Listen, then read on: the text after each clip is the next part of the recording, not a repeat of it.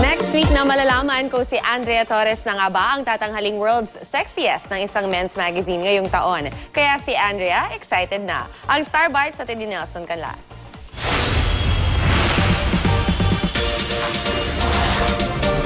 Biglang pihit ang career ni Andrea Torres mula sa sweet image sa sexy at daring actress.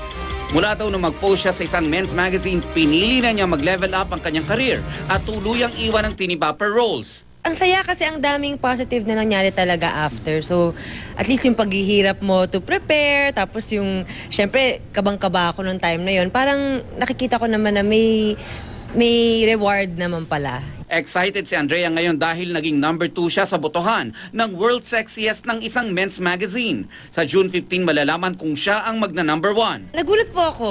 And syempre, very grateful sa lahat ng mga nagpapakita ng suporta nila at bumoboto. Kasi nakikita ko yung mga messages nila sa akin pa minsan. So, thank you po sa lahat ng mga nagbibigay ng time talaga para bumoto.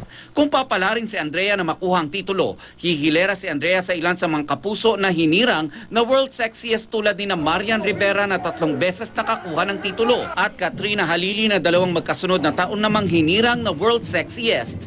Nelson Canlas, GMA News.